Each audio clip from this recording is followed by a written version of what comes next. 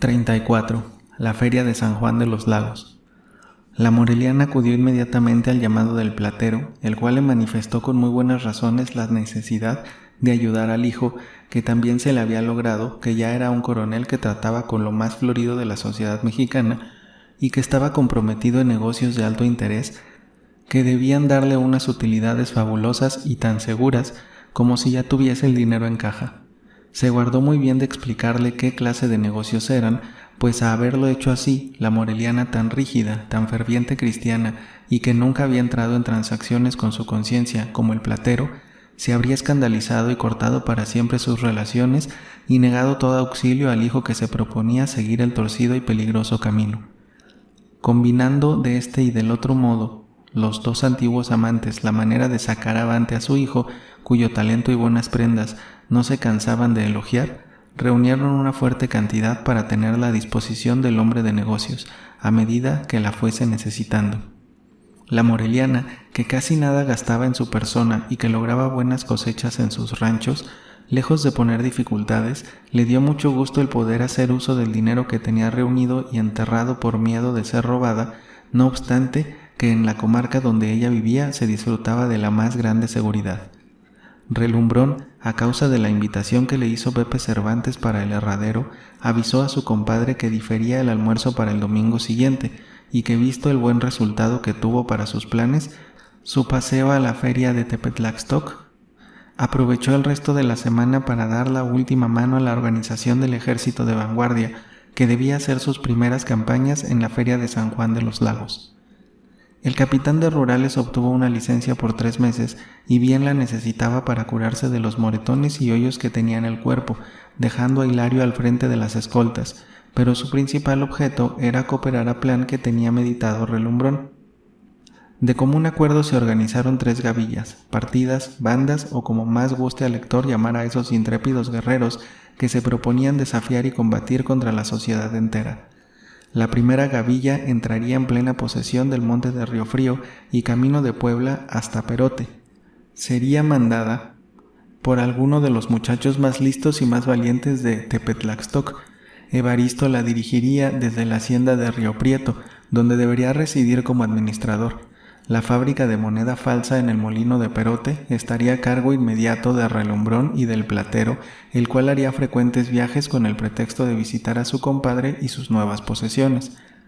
Esta partida tomaría el nombre de Roque. La segunda y más numerosa sería mandada por el difunto Juan Robreño, resucitado con el nombre de don Pedro Cataño, que expedicionaría por la Tierra Caliente, y la tercera, que ocuparía los caminos del interior, la pusieron al mando de un muchacho de mala cabeza que había venido de Guanamé con Cataño, borracho y pendenciero, pero muy audaz y valiente, que era ahijado de don Domingo Rascón y se hacía llamar Cecilio Rascón. Repartiéronse entre los 3 jefes los muchachos más atrevidos, por no decir desalmados, que concurrieron al herradero de la Grande. Los había de Guanamé, de Matehuala, del Jaral, del Mezquital y Tierra Fría, del Valle de México, de Tenancingo y de Chalco. Pero qué muchachos, la flor nata de los balandrones y malas cabezas de los pueblos y haciendas, cada uno montado en un caballo de primera, con su espada debajo de la pierna, su reata en los tientos y una pistola más o menos buena en la cintura. Ver maniobrar a esos verdaderos hombres de a caballo daba gusto, especialmente contra los reclutas de caballería del ejército de línea que custodiaban los caminos, a los que tenían especial ojeriza. Se habían medido con esta gente en varias escaramuzas aquí y allá, y siempre habían hecho rodar por los barrancos y piedras a los pobres indígenas que, cogidos de leva y no sabiendo qué hacer con su cuello, sus grandes espadas de acero y sus chacos, hundidos hasta los ojos, caían al menor encontronazo. Les alzaban el pelo a los lanceros del general Arista y a los dragones de don Juan Andrade. Pero fuera de eso, se rifaban con cualquier tropa, incluso la infantería de Vaninelli. Ninguno de estos muchachos pasaba de 30 años. Las reuniones eran en las noches en casa de Luisa. Relumbrón le había comprado una casa por el rumbo de Santa Clarita y otra en Mixcoac, y las dos se las había compuesto con sus cielos rasos de manta, sus frisos pintados por don Julio y sus muebles de lo mejor que había en las almonedas de la calle de Donceles. Cuando Luisa vivía en Mixcoac, la casa de Santa Clarita quedaba sola y Relumbrón podía disponer de ella para citas casuales o extraordinarias y la aprovechaba igualmente para tratar asuntos reservados. Allí concurrieron el falso don Pedro Cataño y el valiente y honrado capitán de rurales don Evaristo Lecuona. En una semana arreglaron sus fuerzas y con pretexto de comprar reses y caballos, hacían por las tardes que maniobraban en los potreros de Valbuena los muchachos y era un placer verlos acometer, sentar sus caballos, fingir que huían y repentinamente volver caras con el lazo en la mano, el que tiraban sobre la figura del enemigo con una precisión tal que si de veras hubiese amarrado el asador a cabeza de silla, el asado habría sido hombre perdido. En fin, 1000 otras cosas de destreza, de fuerza y de astucia que causaban admiración. No eran tales hombres, que en general los llamaremos de Tepetlaxcoc, pues allí se habían reclutado. De esos ordinarios y rateros que se ocultan en las sucias casas de vecindad de los barrios de México y que tienen a gala llamarse el tecolote, el matrero, la zorra, el corretón, el trepacasas, y que se asocian con mujercillas y lachentas que se llaman la chinche, la garrapata, la frijolera, que andan con las enaguas sucias y la faja llena de tlacos y cuartillas. No,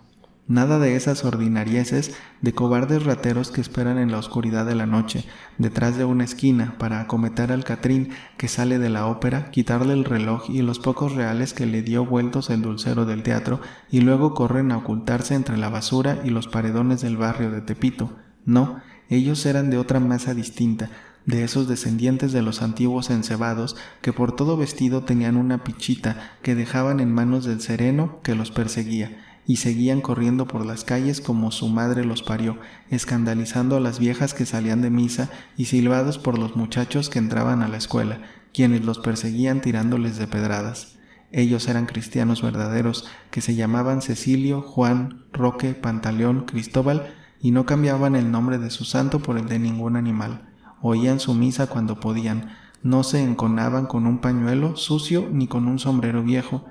ni con los 4 reales lisos de un catrín. Cuando acometían era a cara descubierta, y no con la máscara de esos indios garroteros que tanto terror ocasionaron a 8 millones de habitantes. Cuando era necesario rifarse, se rifaban, se alzaban la lorenzana, entraban a pleito con la cara descubierta y se medían con los cuicos, con gendarmes, con caballería, con escoltas y veintenas.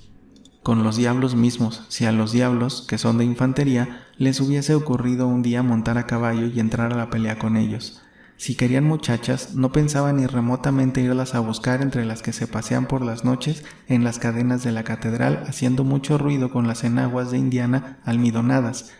diciendo malas palabras y fumando su cigarrillo, sino que se sacaban a lo hombre una rancherita sana, colorada, gorda y rubia, ya de un pueblo ya de un rancho, la montaban en su silla y echaban a galopar. Si los perseguían, hacían uso de su pistola y doblaban de un balazo al alcalde, al mayordomo de la hacienda o a cualquiera otro que tratase de quitarle su prenda. Pocas veces cargaban cuartillas en sus bolsillos y de una manera o de otra tenían un par de pesos para convidar a pulque a los amigos y a Naiden le pedían ni agua. Tales eran los muchachos que reclutó Relumbrón, la mera aristocracia de la raza de hombres que, sin ser españoles sino meros mexicanos, tampoco son indios, que no saben el significado de la palabra miedo y están siempre dispuestos lo mismo a un pronunciamiento, a una corrida de toros, a un coleadero, al trabajo del campo o a las aventuras del camino real. Ya se ve que la banda de enmascarados, Evaristo incluso, eran una verdadera farsa, y que lo que faltaba a los valentones de Tepetlaxtoc era una organización, un jefe o jefes que los mandasen y los mantuviesen unos días, mientras ellos podían ganar su vida honradamente. Sin que nadie se lo dijera, ni mucho menos Relumbrón, adivinaron que ese debería ser un día, más tarde o más temprano, su verdadero jefe, y que de pronto tenían, por lo menos, un protectorio nombre de dinero y de relaciones en la capital, que les diera su valenteada cuando se les ofreciese. En cuanto a la subsistencia diaria, Evaristo les había prometido que no les faltaría, y en efecto se les asignó un peso diario, mientras se disponía que saliesen de la ciudad para recorrer el país en busca de lances y aventuras. Evaristo y Relumbrón arreglaron muy fácilmente este asunto. Se aumentarían las escoltas del camino bajo el pretexto de que se había organizado en la Malinche una numerosa banda y ese sueldo se aplicaría a los valentones. y bajo el pretexto de estar la tropa que formaba la escolta colocada a lo largo del camino de más de 60 leguas, no se podía pasar revista a los muchachos que iban a operar de cuenta y mitad con el hábil financiero hijo de la virtuosa y rica moreliana. Muy puntual estuvo Relumbrón el domingo fijado para el almuerzo. Se trataba nada menos de la cuestión de fondos, y los necesitaba, pues la feria de San Juan de los Lagos estaba muy cercana y no había que perder tiempo. Las festividades de Tepetlaxtoc le habían costado un pico regular. La cocinera del platero hizo un almuerzo de chuparse los dedos, todo de platillos mexicanos del gusto de su amo y de Relumbrón, pero no omitió, en cuanto observó que se encerraban en la sala, fingir que salía para dejarlos solos, regresar a poco rato de puntillas y aplicar alternativamente el ojo y el oído al agujero de la llave, enterándose de cuanto pasaba entre los compadres y de oír y retener bien en su memoria lo que platicaban. Relumbrón refirió minuciosamente cuánto le había pasado en la hacienda grande y en el herradero, su encuentro y amistad con el guapo ranchero Guanamé, sin revelarle su verdadero nombre ni su historia, su intimidad relativa con los más bravos muchachos del pueblo, la recluta milagrosa que hizo, sin dar la cara, la organización admirable que había dado a sus fuerzas en menos de una semana y la probabilidad de dar mucho que decir, sin que remotamente apareciese su nombre en la próxima feria de San Juan de los Lagos. El compadre tímido y algo irresoluto, y volviendo a su tema del infierno, no dejó de cansarlo a preguntas y a observaciones, pero al último se dejó vencer por diversos y sólidos argumentos y dijo a su compadre que el dinero, aunque no mucho, estaba listo y que él había ya comenzado a ocuparse de construir o adquirir, sin que nadie lo supiera, cuanto fuese necesario para la acuñación de moneda falsa y que saldría mejor que la de las casas de moneda. Este negocio sí me gusta, compadre, añadió, y no me remuerde la conciencia. ¿Qué derecho tiene el gobierno para adjudicarse el monopolio de la fabricación de moneda? Si se dejara en libertad a los particulares para que cada uno acuñase su moneda, ya vería usted cómo se iba perfeccionando y sustituyendo ese horrible sopilote, alias águila, que está grabado en los pesos y onzas mexicanas. Cuando hubieron concluido su conversación, abrieron la puerta y pidieron el almuerzo. La cocinera, mientras se cocían los manjares a fuego lento, había tenido tiempo de aplicar alternativamente el ojo y el oído al agujero de la llave y de enterarse de cuanto dijeron los compadres en su importante conferencia. Yo no sé si el mes de diciembre de cada año es hoy tan alegre en México como en los tiempos a que se refieren los acontecimientos de nuestra larga historia. El 8 de diciembre, Nuestra Señora de la Concepción. El 12, el gran día de Guadalupe. El 24, la Nochebuena, seguida de la Pascua y el Año Nuevo, para cerrar la serie de novenarios, de luces y de festividades religiosas que se enlazaban íntimamente con las escenas de familia. En casa de las Conchas y las Lupes, que las había en abundancia y muy bonitas, de precisión había de haber comida y baile, o día de campo, después las posadas, y las había aún en las pobres casas de vecindad de los barrios, y al último, los manueles de Año Nuevo, que no se quedaban atrás en diversas con su familia y amigos. El mes de diciembre, en resumen, era un mes bendito, y las prácticas religiosas daban lugar a todo género de diversiones. Para el comercio era, de consiguiente, un mes maravilloso. Platerías, tiendas de ropa, vinaterías, cafés, fondas y hasta la plaza del mercado tenían un movimiento excepcional con motivo de las cuelgas, de las comidas espléndidas y de las cenas con que terminaban cada noche la jornada de los peregrinos que caminaban a Belén.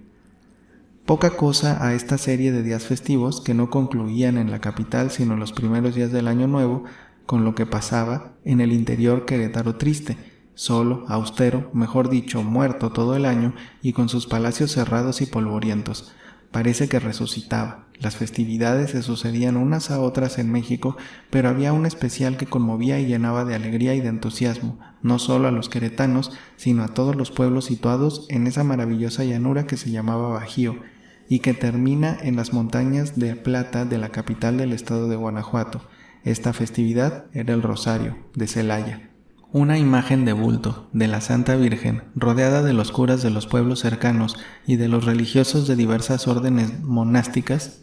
y seguida de más de 8,000 personas con velas y cirios en las manos,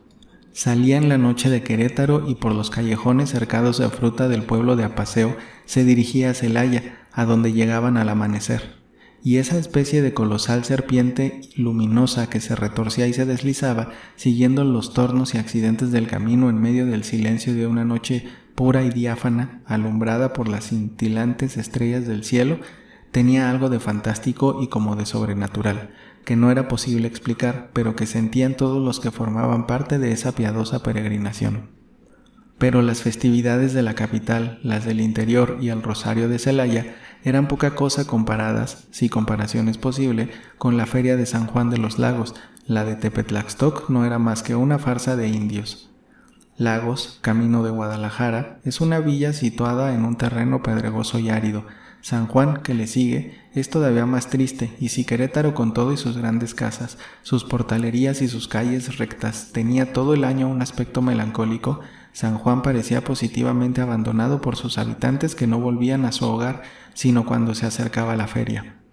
¿Por qué se eligió para esa cita anual de todo el comercio de la República un pueblo pequeño, triste, árido, con pocas casas para tanta concurrencia, sin paseos, sin teatros, sin portalerías, sin nada que lo pudiera hacer cómodo y agradable, y sin más atractivo religioso que un pequeño santuario en un correo y cuya Virgen no tiene, como otras, tanta fama de ser milagrosa? La verdad es que no se sabe ni aún en la época en que comenzaron las ferias y su desarrollo progresivo hasta hacerlas famosas en las ciudades manufactureras de Francia, Inglaterra y Alemania, y que fuese una cita general para nacionales y extranjeros.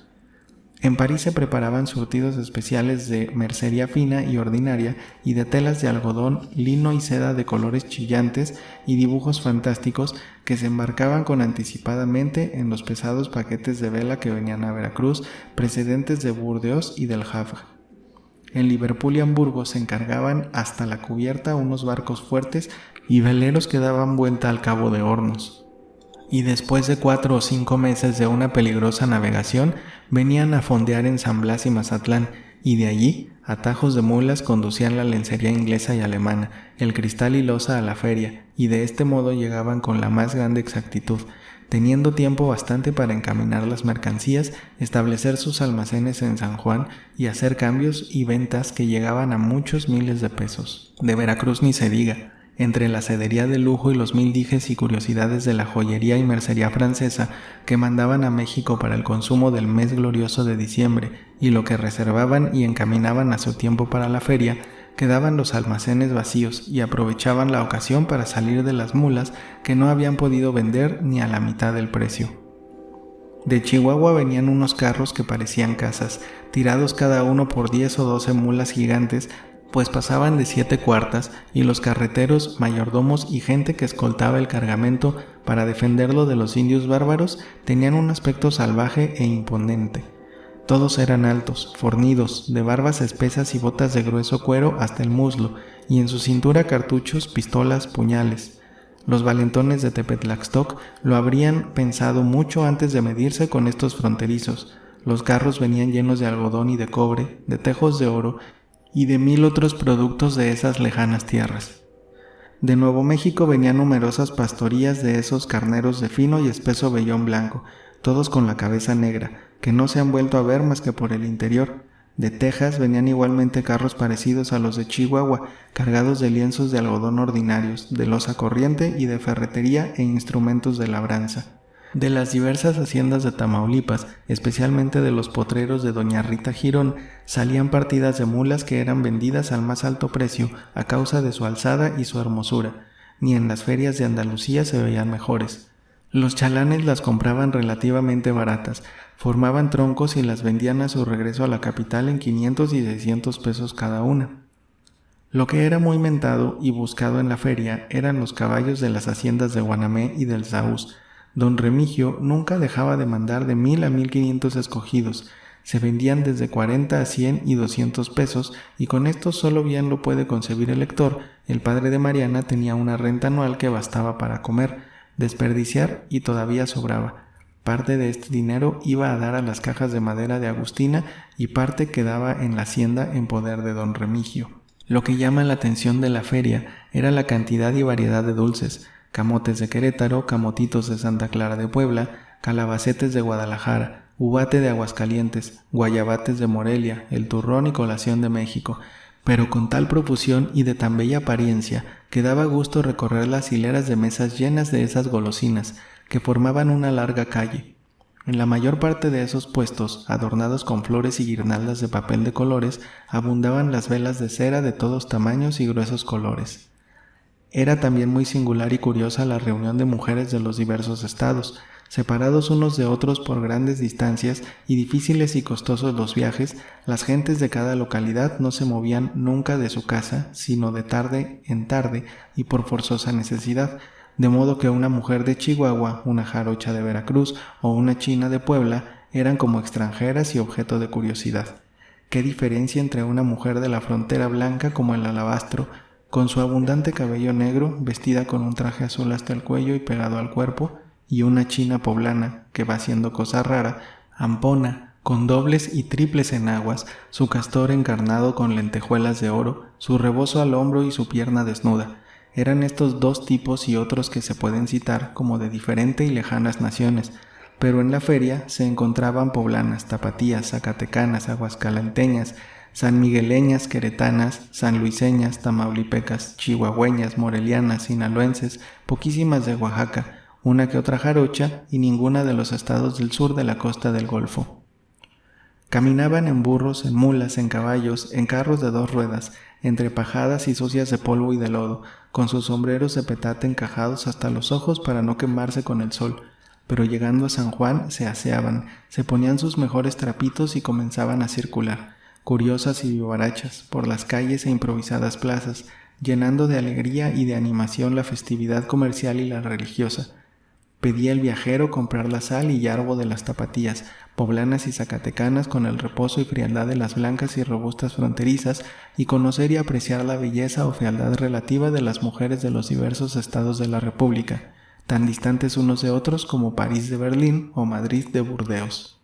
El pueblo polvoriento y sucio los 11 meses del año se vestía de limpio y se lavaba la cara el mes de diciembre. Las fachadas de las casas se sacudían o se pintaban de nuevo de blanco y de diversos colores. La iglesia se cubría de colgaduras rojas, de macetas de flores y de ramos, y se veía alumbrada cada día y noche con velas de cera en todos los altares. Las calles pedregosas se medio arreglaban. Los caminos y avenidas se disponían de modo que fuese más fácil el tránsito de tanto coche, de tantas recuas de mulas, carros grandes y pesados y de 2 ruedas y ligeros que conducían de todos los ángulos de la República pasajeros y mercancías. Entre las villas del interior, San Juan pasa por ser una de las más grandes, pero en diciembre era una verdadera bicoca. Esta falta, sin embargo, se suplía con una ciudad improvisada en menos de un mes, que rodeaba el cerro y el pueblo de piedra, tejamanil, vigas apenas labradas, clavos y muchas piezas de lona y lienzo de algodón ordinario eran los materiales para estas ligeras construcciones. Plaza de Gallos, teatro principal, donde representaban sainetes las compañías de la legua y a veces hasta comedias enteras desempeñadas por los actores de México, salón de títeres, cafés, fondas y hoteles, pero todo de lo más frágil y de lo más ligero. Un huracán se había llevado en 5 minutos a toda esta nueva ciudad, y en 10 un incendio la habría reducido a cenizas. Los héroes eran de lo más originales y cómicos, un gran cobertizo formando una galería de 50 u 80 varas de largo por 6 u 8 de ancho. Las divisiones entre 4 y cuarto consistían en una cortina de manta ordinaria por cuyo tejido, sin necesidad de hacer un agujero, se podía ver lo que pasaba en casa del vecino. Los muebles consistían en un catre de tijera, con o sin colchón, una pequeña mesa de madera y 2 sillas, un candelero y un cacharro de barro, para lo que pudiese ofrecerse a la medianoche. Los matrimonios, verdaderos o improvisados, que tenían en algo el pudor y el aislamiento en ciertas horas críticas, tenían que añadir sus jorongos al débil y transparente lienzo que los separaba de los vecinos. Cada uno de estos cuartos valía por una noche 4 pesos, y tomándolo por la temporada, 3 pesos diarios, por supuesto, sin asistencia ni comida. La fonda de una construcción tan ligera como el hotel estaba enfrente y los precios en relación con el alojamiento. Cuando llovía o venteaba, el agua pasaba a chorros por los débiles y mal colocados tejamaniles del techo, y las divisiones de lienzo, arrancadas por el viento, volaban y desaparecían, dejando a la vista que recorriera el curioso espectáculo de muchas gentes de los 2 sexos que, creyéndose solas en su casa, se encontraban repentinamente a los cuatro vientos. Afortunadamente había poca luz, pues las iluminaciones rojizas, medio apagadas, y los farolillos con velas de cebo no dejaban ver todas las maravillas que se hubiesen descubierto en el alumbrado de gas o con los modernos acumuladores eléctricos. Las casas de cal y de canto del pueblo, algunas muy amplias y dispuestas para el objeto, se arrendaban a precios fabulosos. Los ricos comerciantes de Mazatlán pagaban 1,000 y 2,000 pesos por la temporada. Después de la ciudad de piedra, seguía la de madera y después los campamentos. Los 50 o 60 carros de Chihuahua, con sus muladas, ocupaban un espacio inmenso en el declive de la loma, y allí formaban un paralelogramo extenso, en cuyo centro colocaban los tercios de algodón y de otras mercancías, cubriéndolas en las bases con gruesos abrigos impermeables. El carro que contenía la plata estaba vigilado día y noche por una guardia, lo mismo que la entrada de esa especie de plaza fuerte, y la oficina y el despacho estaban en otro carro vacío, y allí se hacían los cambios, las compras y ventas, y tenían su casa con recámaras, comedor y despensa los dueños o dependientes, mucho mejor abrigados y cómodos que los desgraciados viajeros que se veían forzados a tomar un cuarto en los hoteles de que hemos hablado. Los carros de Coahuila y de Texas, a cierta distancia, tenían la misma organización. Formando un semicírculo, se colocaban los hatos de las diversas recuas de arrieros que conducían de todas partes del país, vino, aguardientes, ropa, semillas y cuanto Dios creó, y se esperaban todo el tiempo de la feria para lograr cargar de retorno. Más adelante y formando horizontes, se establecían las pastorías de carneros en las haciendas de Coahuila, Chihuahua y Nuevo México, desperdigándose un poco por aquí y por allá, buscando y arrancando con trabajo la escasa hierba que nacía en aquel terreno pedregoso y que no dejaba de estar fresca y apetitosa por las lloviznas del invierno. Los caballos de Guanamé del Saúz, de Tamaulipas, de Coahuila y de otros puntos, la mulada de doña Rita Girón, estaban a mayor distancia, en corrales formados de vigas y atendidos con unas buenas pasturas, pilas de agua y revolcaderos. El alto precio a que se vendían valía la pena del gasto. Los cerdos y burros, también en corrales, cerraban este inmenso círculo que, como hemos dicho, hacía horizontes y se perdía de vista entre los pliegues del terreno.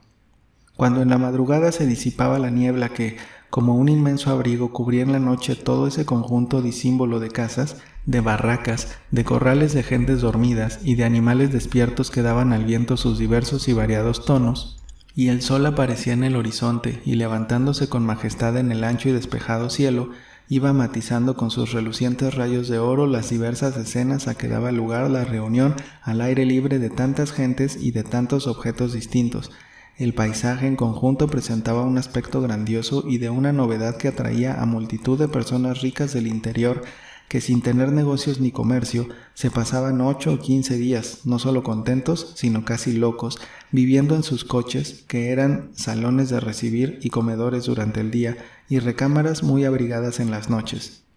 A las 8 de la mañana comenzaba el movimiento en todos sentidos. El desayuno era lo más urgente. La variedad de panes, bizcochos y bebidas calientes, las ordeñas de gordas vacas negras que se establecían en el centro de la ciudad improvisada, los gritos particulares de los que vendían sabrosas golosinas, las músicas ambulantes de bandolones, guitarras y jaranitas